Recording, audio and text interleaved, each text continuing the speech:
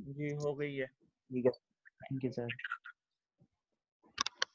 अच्छा, एक और बात, द मोस्ट इम्पोर्टेंट, वो ये कि यूनिवर्सिटी की तरफ से ये कहा जा रहा है कि आपका नेक्स्ट जो वीक आ रहा है आफ्टर 10, यानी 13-14 को जो वीक आ रहा है, स्टार्ट हो रहे हैं, उससे आपके मिड टर्म स्टार्ट हो रहे हैं सारी क्लासेस के, और वो भी ऑनलाइन ही यकीनन होंगे। यानी 13 से जो आपका स्टार्ट हो रहा है नया, वहां आपका मिड टर्म स्टार्ट होने वाले हैं।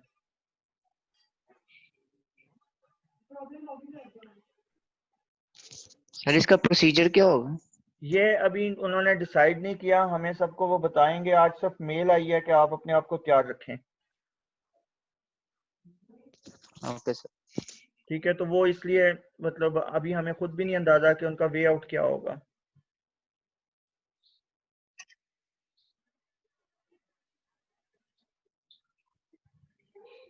और अटेंडेंस चैट रूम में सारे लोग लगा दें।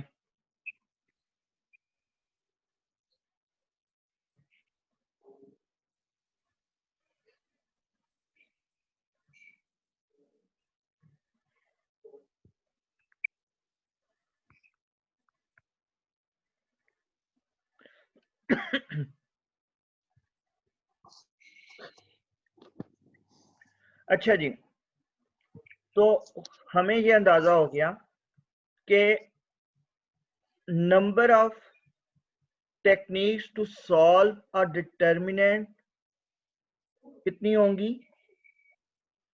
Number of rows plus number of columns को ऐड कर लें। So if the determinant have number of rows 4, 3 and number of column भी क्या है 3, then total number of ways to calculate a determinant are 6. If the number of rows and number of columns are 4 by 4, then 4 plus 4 8. So total number of ways to calculate this particular determinant is 8. ठीक है। अच्छा, अब ये पहला step आप लोगों को सबको क्लियर हो गया होगा कि किस तरह से हमने बनाना है। अब स्टेप नंबर 2,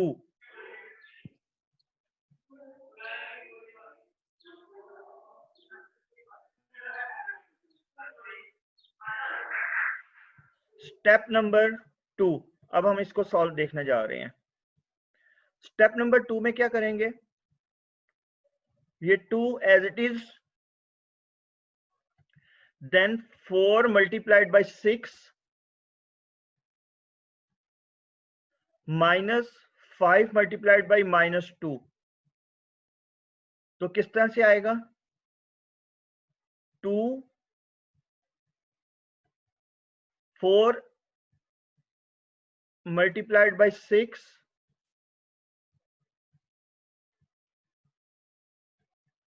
माइनस 5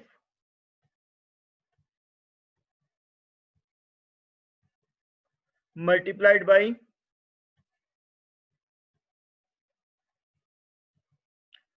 -2।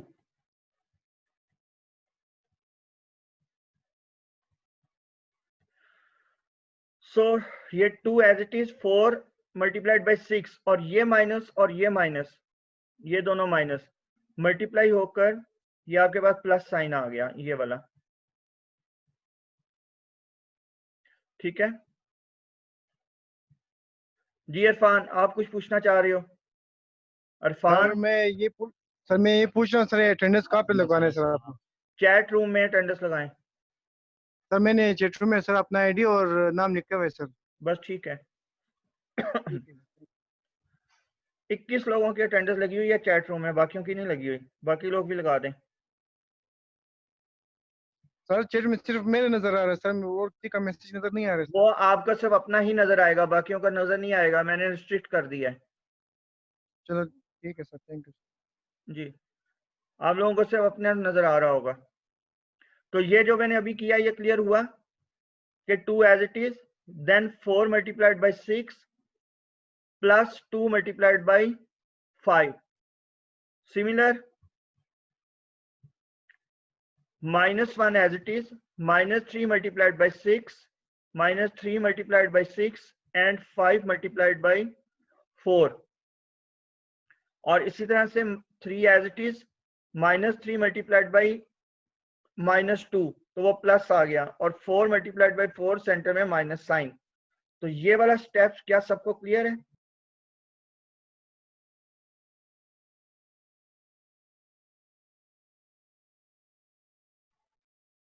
हाँ जी, मेरी आवाज आ रही है अभी सब लोगों को?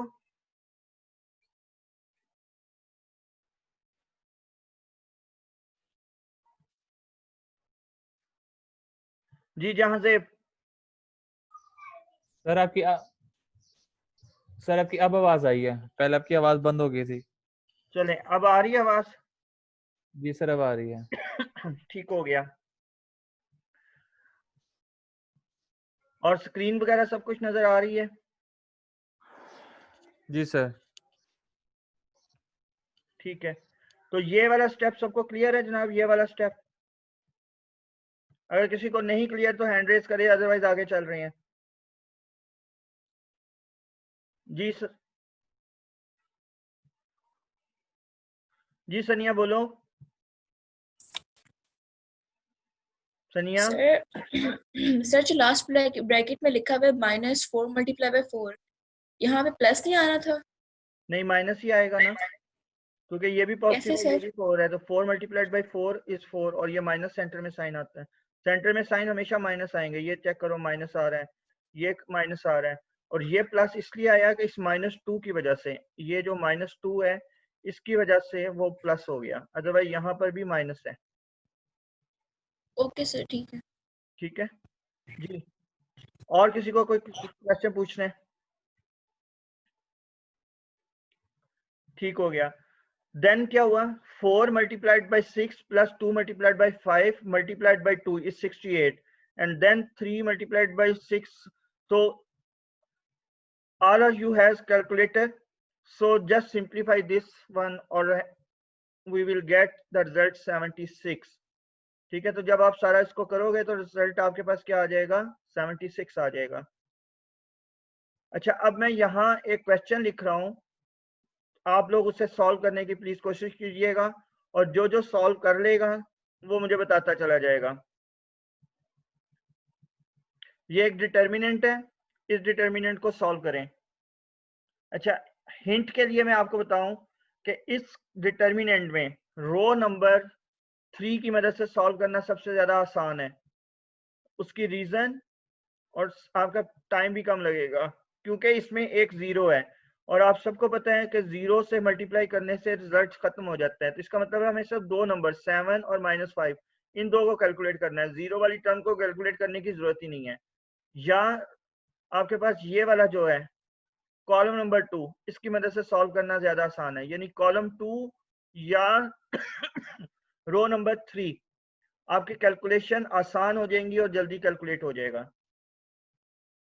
तो ये सारा सॉल्व करके मुझे बताएं जल्दी। आप लोगों के पास टाइम है 4 मिनट, और मैं किसी भी स्टूडेंट्स को स्क्रीन का कह सकता हूं कि वो मुझे अपनी कॉपी पेंसिल पे चेक करवाए। कोई भी स्टूडेंट्स को मैं कह सकता हूं कि जनाब वो अपनी स्क्रीन शेयर करे और मुझे बताए कि क्या किया उसने। तो इसलिए प्लीज सारे कीजिएगा, और जिसने नहीं किया होगा उसको फिर डेफिनेटली शायद कोई ना कोई जुर्माना हो जाए। वो ये जुर्माना भी हो सकता है कि वो मौजूद नहीं है।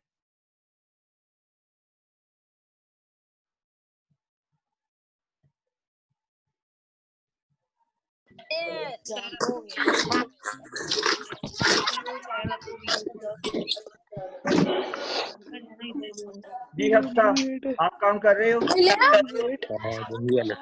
और अपने सारे माइक वगैरह और ये कुछ अल्फाज इस तरह का ना मैंने कहना था कि आपने जो अटेंडेंस दोनों लेक्चर एक साथ लिए फिर अलग अलग लिए हैं, दोनों की सेपरेट होगी, और सारे स्टूडेंट अनम्यूट हैं, इसलिए कोई ऐसा अल्फाज ना बोलिएगा, और पीछे बैकग्राउंड में भी कोशिश करें कि आवाज ना आए। सर मैं पूछा था कि आपने दोनों लेक्चर की अटेंडेंस एक साथ लिया फिर अलग अलग लिया है? सेपरेट।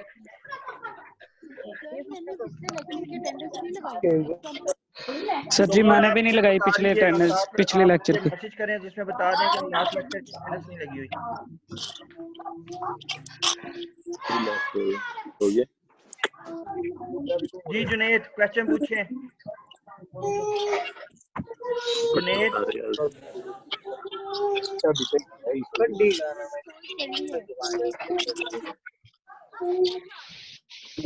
चला देखिए पूरे दीवार जी अहमद खान क्या पूछना चाह रहे हैं? मैंने सॉल्व कर लिया सर पिछले लेक्चर की अटेंडेंस मैंने लगाई नहीं चैट में। तो वो अभी लिख दो ना कि आप लास्ट क्लास में भी थे।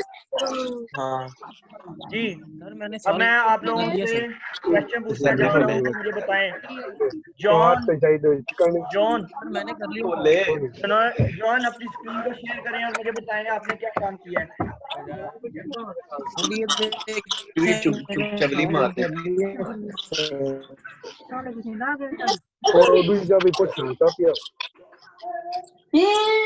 मारे चबली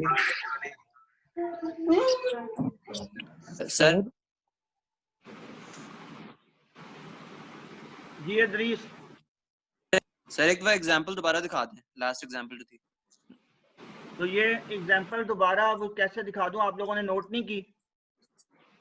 सर वो नोट नहीं की सर मैंने। ये तो बुरी बात है ना।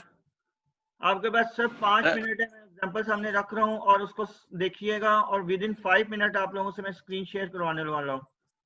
सारे लोग जितने भी मौजूद हैं वो सारे के सारे अपनी कॉपी पेंसिल पकड़ लें और उस पर सॉल्व करें। चलिए एग्जांपल सामने आ गई।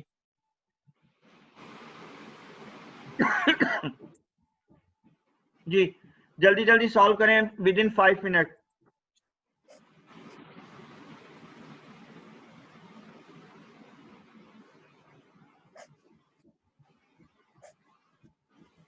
जी अदरीस पूछो। अदरीस सर ये मैंने कर लिया सॉल्व। अपनी स्क्रीन को शेयर करें। ये देखिए सर 49 आंसर आया मेरा तो। 49 तो है लेकिन स्क्रीन शेयर करें। सर ये आपके सामने शेयर हो रही है सर, देखें सर। मेरे सामने कैसे शेयर हो सकती है? सर मैंने शेयर कर दी है, देखें आप। नहीं, जिस तरह से जुनैद नवाज मेरी स्क्रीन शेयर हो रही है इसी तरह से आप अपनी स्क्रीन को शेयर करें ताकि सारे लोग जितने बाकी लोग हैं वो भी देखें। ये आप अपने कैमरे के सामने रख रहे हो, कैमरे के सामने नहीं, इसको शेयर करें। जुनैद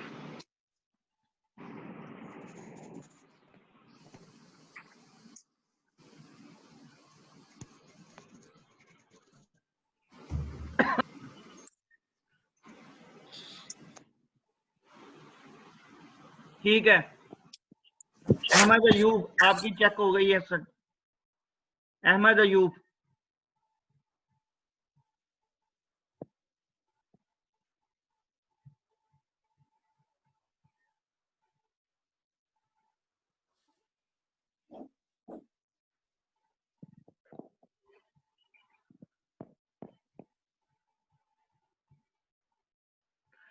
हाँ जी, सबने सॉल्व कर लिया।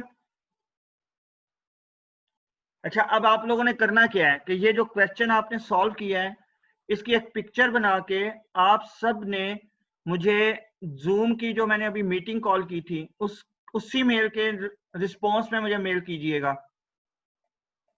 और कुछ आप लोगों ने मूडल पे जाइएगा। मूडल पे क्या होगा, आप लोगों के लिए कुछ क्वेश्चन जो हैं वो वहां पे प्रैक्टिस क्वेश्चन और असाइनमेंट के होंगे मौजूद। आप लोगों ने सॉल्व करके मूडल पे LMS पे अपनी वो असाइनमेंट अपलोड कीजिएगा। ठीक है, आप लोगों की असाइनमेंट अपलोड होंगी मूडल पे।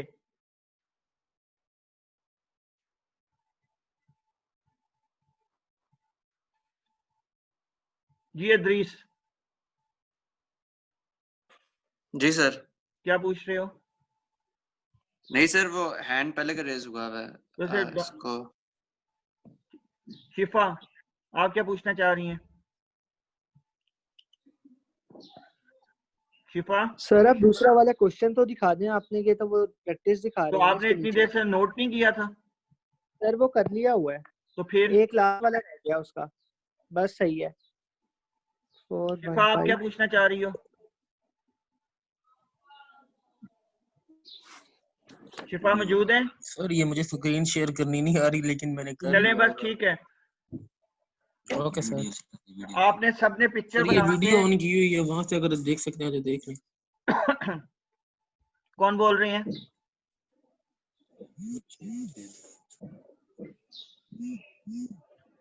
ये जुनेद बोल रहे हैं?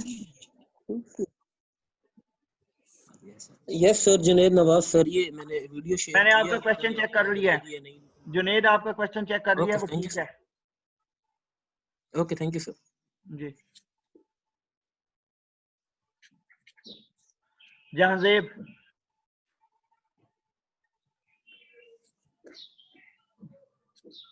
जी सर। हेलो जी क्या पूछना चाह रहे हो? सर, मैं कह था आपने, मैं सवाल देखना चाहा था, वो मैं दोस्त से पूछ लिया है। मैं कह था आप सवाल दिखा दें, मैंने सवाल नोट किया था, मैं कर रहा हूँ मैं। ठीक है, जल्दी जल्दी करें। और ये मुझे आप लोगों ने मेल करनी है, और साथ अपने मूडल को चेक कीजिएगा। मूडल पे असाइनमेंट मौजूद होगी, उसे सॉल्व करके मुझे उसी मूडल पे अपलोड करनी है। जान दो मैं, हाँ।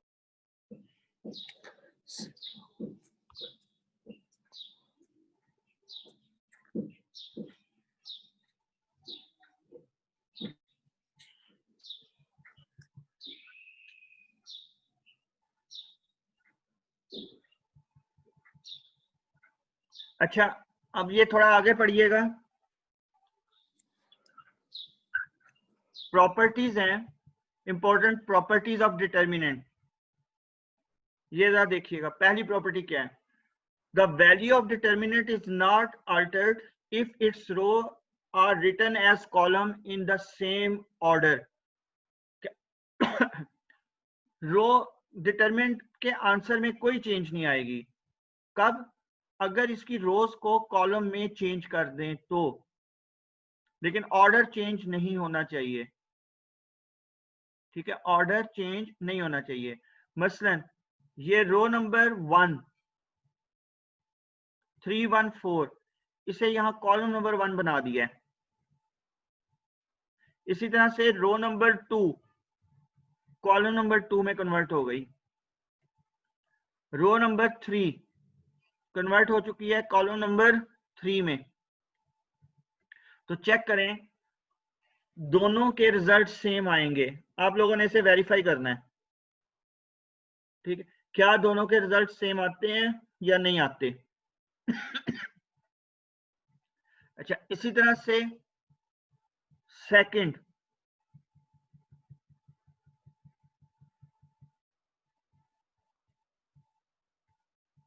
सेकंड क्या है? if any two rows of a determinant are interchanged, the value of the determinant is multiplied by -1. फिर सुने, if any two rows of a determinant are interchanged, the value of the determinant is multiplied by -1. Consecutive rows याद रखना, यहाँ पे एक लफ्ज miss है। If any two consecutive rows, if any two consecutive rows or two consecutive columns of a determinant are interchanged, the value of the determinant is multiplied by -1. Suppose that अगर इसका answer जैसे अभी किसी ने बताया 49 आ रहा है, पहले वाले का आंसर क्या आ रहा है? 49, यानी इसका आंसर अगर 49 आ रहा है तो इसका आंसर क्या होगा? -49। जब आपने चेंज कर दिया, ये देखो इसने क्या किया हुआ है, इसने ये किया हुआ है कि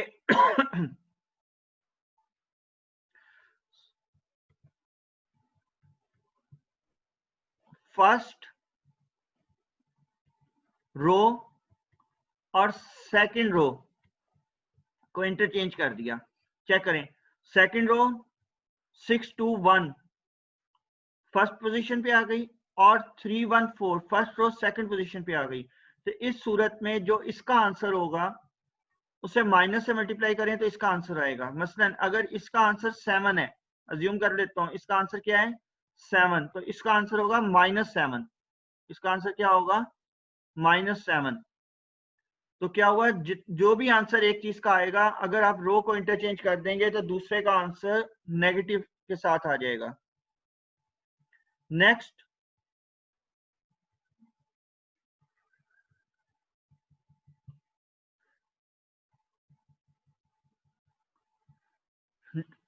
property number 3, a common factor of all elements of any row can be placed before the determinant. A common factor of all elements of any row or column can be placed before the determinant. For example, मतलब क्या है इसका? मतलब ये है कि column number 2 check करें, column number 2, column number 2 में 8 4 12, तो 2 4 कॉमन है, कॉलम नंबर 2 में 4 कॉमन है, तो वो कॉमन जो वर्ड है वो पूरे डिटर्मिनेंट के साथ दिखाया जा सकता है। यानी कॉमन क्या है 4, तो बाकी रिमेनिंग टर्म क्या रहेगी 2 1 3, तो कॉमन जो है वो आप बाहर निकाल सकते हो, डिटर्मिनेंट से कॉमन बाहर निकाल सकते हैं। तो ये लिखा क्या हुआ है, एक common factor of all element of any row can be placed before the determinant. तो कॉमन क्या है, डिटर्मिनेंट से पहले लिखा जा सकता है, तो ये इसका मतलब है। ठीक, तो कॉमन फैक्टर बाहर निकल सकता है, तो ये आपके पास प्रॉपर्टी नंबर 3 हो गई। इसका फायदा क्या होता है, तो क्वेश्चन आसान हो जाता है। अब देखो पहला जो 8 4 12 है इसको मल्टीप्लाई करना आसान है, लेकिन यहाँ 2 1 3 जब कॉमन निकालने के बाद लिया तो हमारे पास ये सॉल्व करना आसान है, तो क्वेश्चन इजी कैलकुलेट हो जाया करता है। Next, property number 4,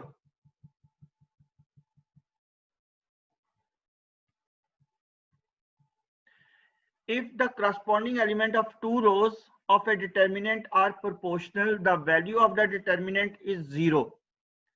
If the corresponding element of two rows of a determinant are proportional, the value of the determinant is 0. Last class अगर याद हो तो हम लोगों ने इंडिपेंडेंट रोज पढ़ी थी। अगर किसी जगह डिटर्मिनेंट इंडिपेंडेंट रोज आ रही हैं, सारी पहली दूसरी तीसरी सारी इंडिपेंडेंट रोज हैं, तो इसका कोई ना कोई आंसर आएगा। लेकिन अगर कोई एक डिपेंडेंट रो आ रही है तो आंसर 0 होगा हमेशा। अगर डिपेंडेंट रो आ गई तो क्या होगा, आंसर 0 होगा। यहाँ पे वही चीज लिखी हुई है, if the corresponding element of any two rows of a determinant are proportional. इसका मतलब यही है कि डिपेंडेंट रो हो तो of a determinant are proportional. ये जो प्रोपोर्शनल है that mean dependent, proportional mean dependent, the value of the determinant 0। मसलन अब देखो फर्स्ट रो देखे 3 2 5, इसी की मदद से सेकंड रो डेवलप हुई हुई है, तो 3 2 5, 2 से मल्टीप्लाई करें, 2 into 3 6, 2 into 2 4, 2 into 5 10, the second row is depend on first row, that's why the value of determinant is 0। तो डिपेंडेंट होगी तो 0 आंसर आएगा हर सूरत में डिटर्मिनेंट का, ये याद रखना है। ठीक है, तो ये आपकी प्रॉपर्टी नंबर 4। प्रॉपर्टी नंबर 5,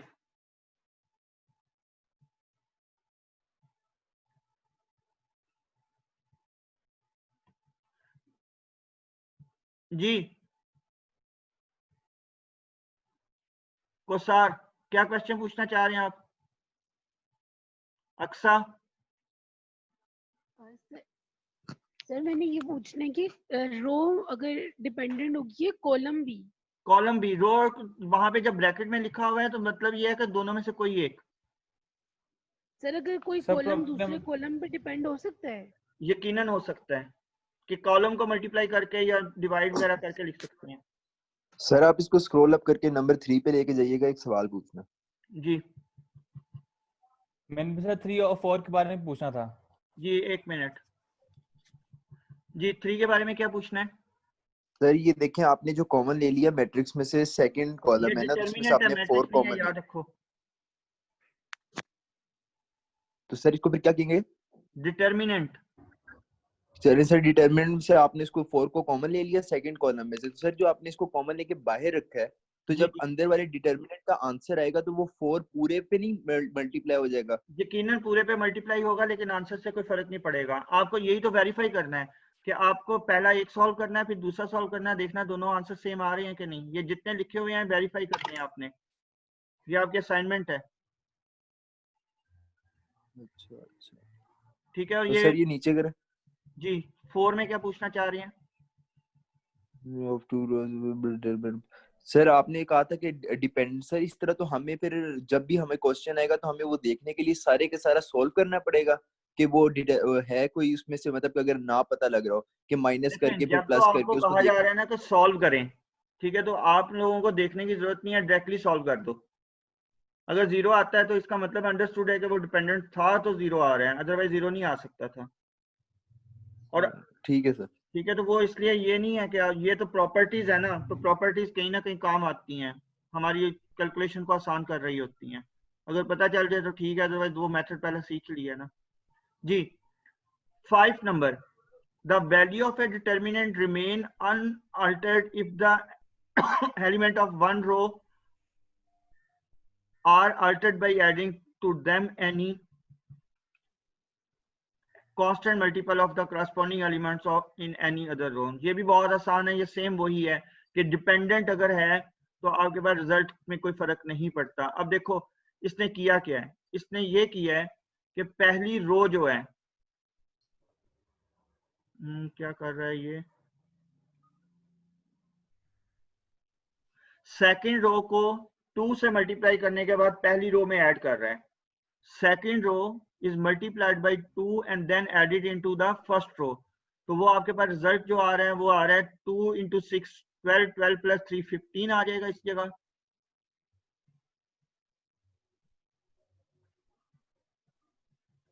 इस जगह 15 आ जाएगा। और इसी तरह से यहाँ 2 टू द 4 एंड प्लस 1 5 आ गया।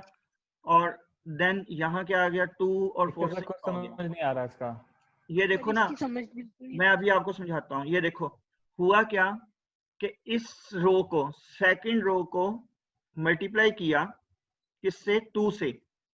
सेकंड रो को 2 से मल्टीप्लाई किया, 2 इंटू 6, 2 इंटू 2 एंड 2 इंटू 1, और देन ऐड कर दिया फर्स्ट रो में।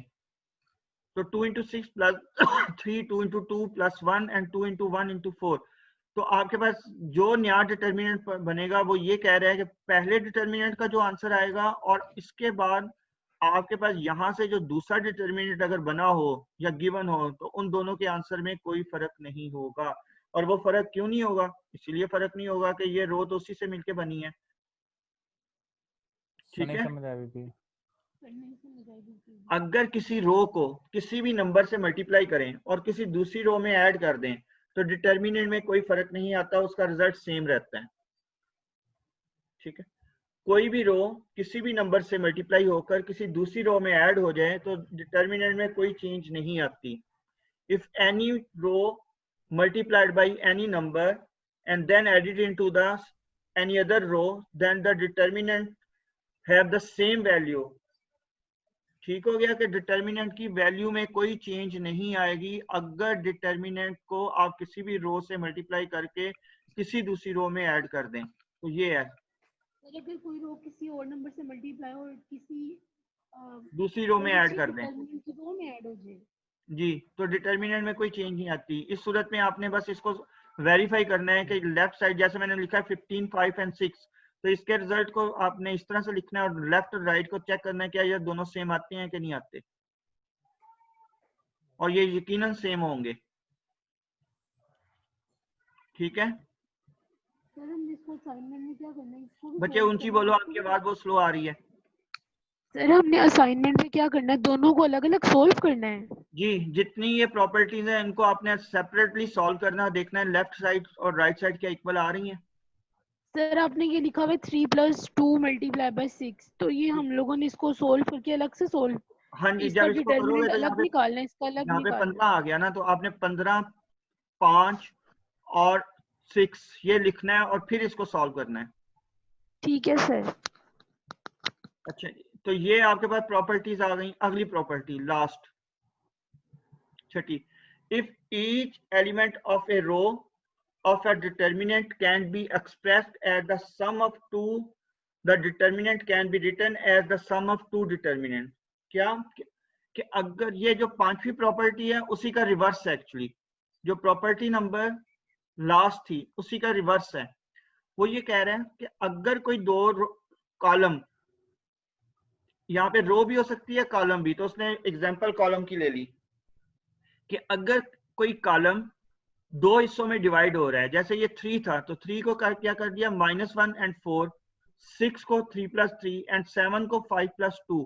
तो वो ये कह रहा है कि आप इस डिटर्मिनेंट को, ये जो राइट साइड पे लिखा हुआ है, इसे दो हिस्सों में लिख सकते हो। दो हिस्सों में किस तरह से लिख सकते हो, ये देखो,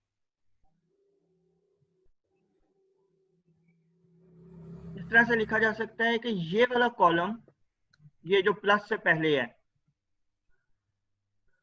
यहां पे कॉलम नंबर 1 बन गया,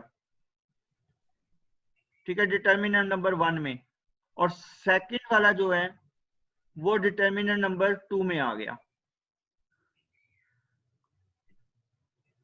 और बाकी दोनों कॉलम दोनों में सेम है। 1 2 0 पहले में भी है और 1 इस दूसरे में भी है। 4 5 एंड -5 दोनों में मौजूद है।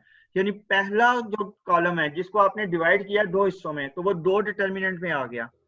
तो अब ये कह रहा है कि अगर आप इस डिटर्मिनेंट को सॉल्व करें, ये वाला डिटर्मिनेंट, या आप इन दो को सॉल्व करें, इसको और इसको, तो दोनों का रिजल्ट सेम होगा। यानी इसका जो रिजल्ट आ रहा है, इधर से इसको और इसको रिजल्ट को सॉल्व करने के बाद ऐड करें तो वही रिजल्ट आएगा, दोनों के रिजल्ट में कोई फर्क नहीं आएगा। तो ये एक्चुअली पिछली प्रॉपर्टी का रिवर्स है। वहां पर भी अगर गौर करें तो आपने किया क्या था, उसमें भी आपने यही कुछ किया कि आपने एक डिटर्मिनेंट को, यहां देखें, यहां पे भी क्या हो रहा है, यहां पे भी एक्चुअली यही हो रहा है कि दो डिटर्मिनेंट बने हुए हैं, 3 + 12, 1 + 4 एंड 4 + 3। तो इसी को दो हिस्सों में डिवाइड किया हुआ है। तो डेट मीन के पांचवी और छठी प्रॉपर्टी सेम है। तो आपने यहाँ पे सिर्फ वेरीफाई करना है कि आपने जो गिवन है उनको सॉल्व करके देखना है क्या दोनों साइडों पे रिजल्ट सेम आते हैं या नहीं आते। ठीक है, जहाजेब क्या पूछना चाह रहे हैं?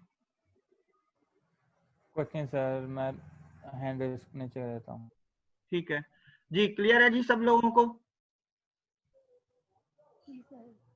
जी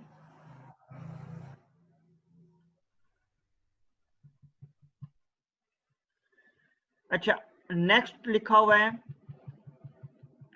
determinant of the product of A matrix. अच्छा, ये भी आसान है।